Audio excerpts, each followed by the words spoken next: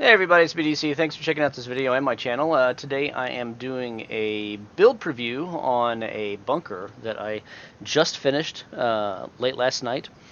And I had an idea for this just after I had woken up from a nap. I was playing on a public server and going solo at it, and wanted some kind of a bunker or base that I could get spawned in and drop into the ground that would have everything basic to it. So I decided to do a build stream later that evening, and started with this little creation here.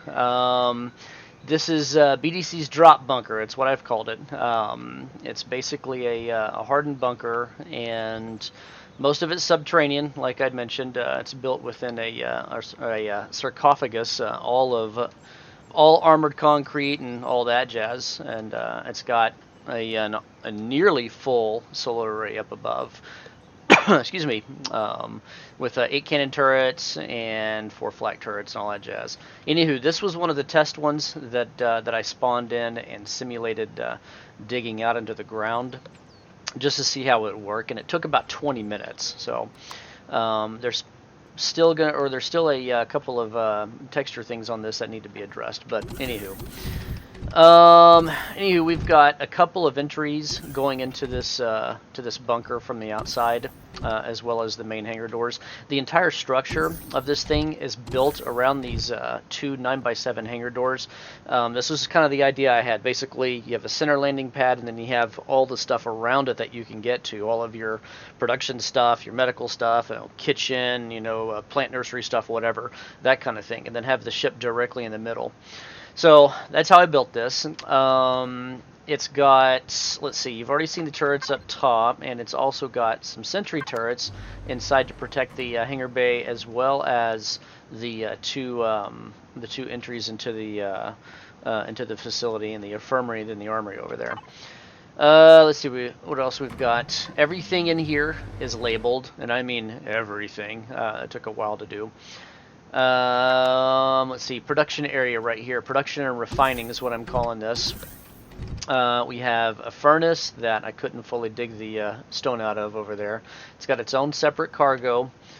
128,000 volume for weights and volumes and all that. Deconstructor with, I think, 64K, 32K on it. And then a pair of production constructors here, white and black, and all these are labeled too, by the way. So you can get to them more easily within the control panel. And we also have an advanced constructor that's subterranean in the concrete sarcophagus down below. So that guy can act as a backup. As far as storage, we have main base storage that's subterranean. And by the way, anything that is within parentheses that says ST, that is meant to be subterranean. And it's got 160K volume in it, which ought to suffice for a bunker and outpost of this size. Let's see. We also have portable constructors and water O2 condensers room. And this has already been flattened and dug out for demonstration purposes. Now this room is not ventilated, and when you stand on the terrain here, if you're on a hostile planet or world, you may wind up getting the temperature of whatever the surface is, and then also the air, the lack of air quality, that kind of thing like that. So you may need to wear a helmet in here.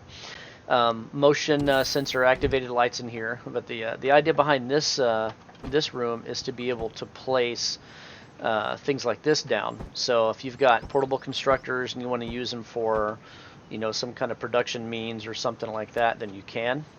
You can just throw these guys down like yay. So they have terrain to sit on. So these things are protected, and you don't have to worry about anything. Let's see. Mini power switches that are in here to make it easier to flip these things on and off, so you don't have to do control panel. So same with the deconstructor, and then same with the furnace as well. A pair of wireless connectors that are inside the base, and I don't think I covered them up. Yeah, they're on either side, so they're so it's easy to access the logistics inventory in here. So there's refining, and in here we have the armory and main base storage stuff. So I've got an additional O2 station and medical station in here. We have a separate armory constructor in here, and separate storage for it.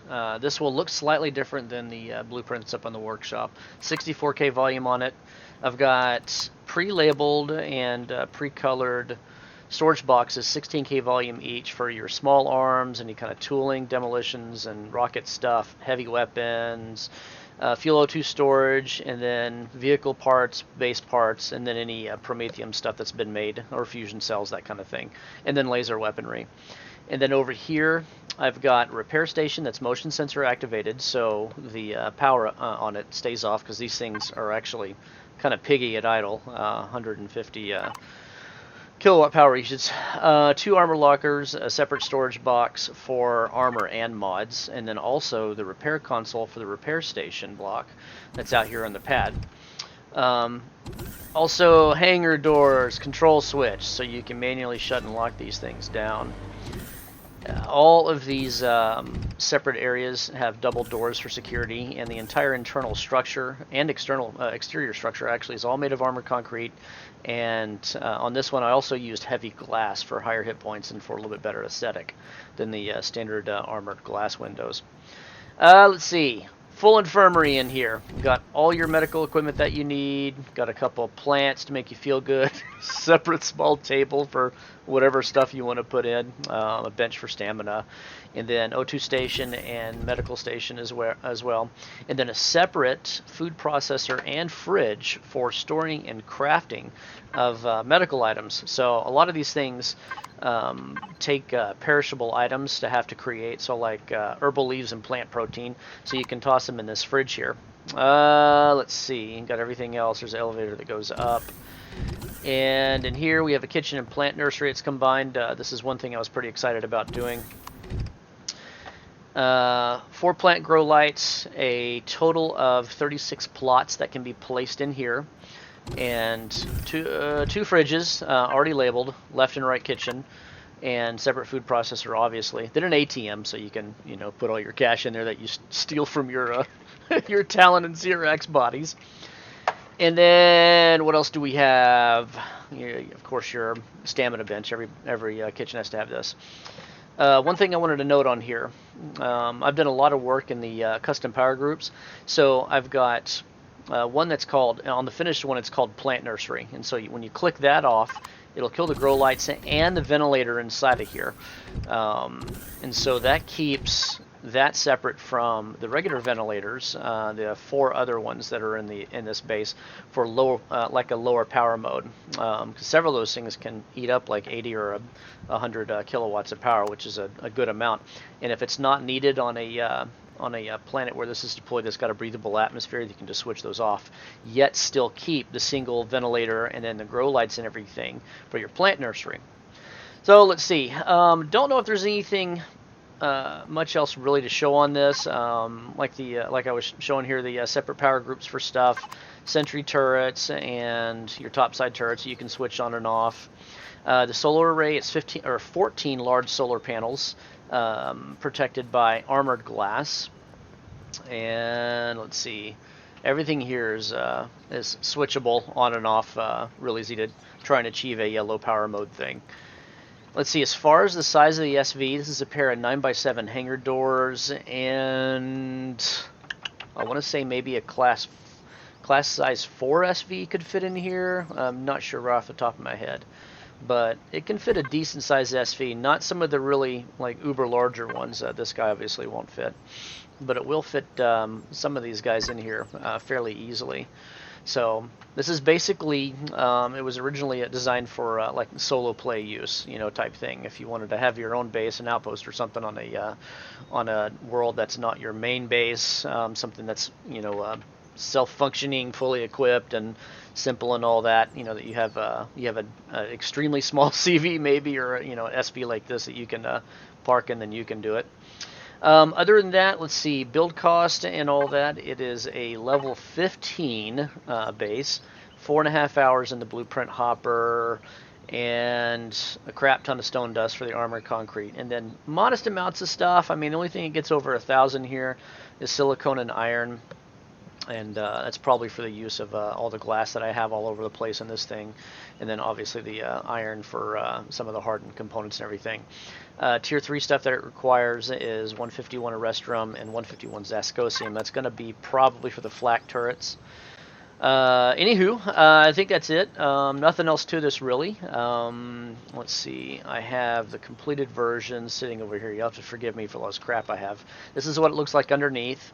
And so you bury it up to these burial lines that are marked as dashes down here. And then once you've got that done, you get your drill out and start using your flattening and drilling modes and stuff, and start slaying the stone dust or the sand or whatever it is that you need to take out here. And within about 20 minutes or so, you can have it fully dug out. So that's it. Nothing else to it. So this is BDC's drop bunker, level 15 survival hardened bunker made for hostile environments. Hope you guys enjoy it. Appreciate you watching this video. If you could, hit the like and sub buttons down below. Any questions or comments you have, please feel free to put them down there. I'll answer every one of them. So have yourselves a good one. Thank you for watching.